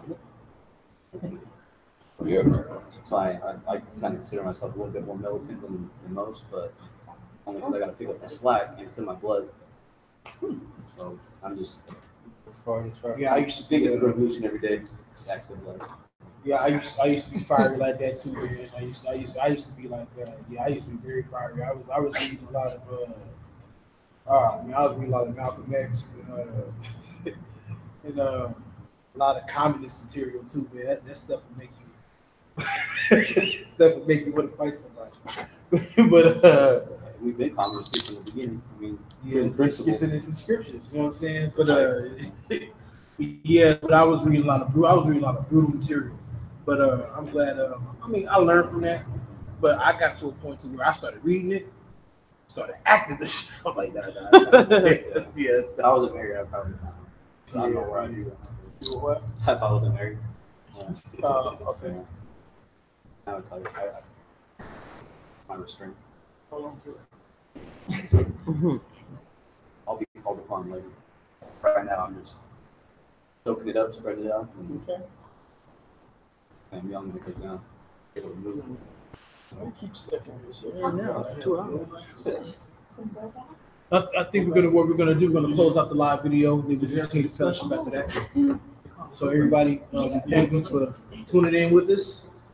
Praise the Most High for the knowledge and the information and the wisdom and the understanding. We hope that it was edifying. We hope that it helps those who are watching live and those who watch it recorded later. Thank you again. Let's pray it out. Heavenly Father, we come to you in the name of Yeshua to say thank you. We praise you only, Heavenly Father, in the name of Christ. Thank you for our brother Chad for coming to visit us today. And we thank you for the information amongst the group and all the knowledge from everybody who was willing to share their testimonies. Ask that when we leave from here, that we get home safely or to our next destination safely.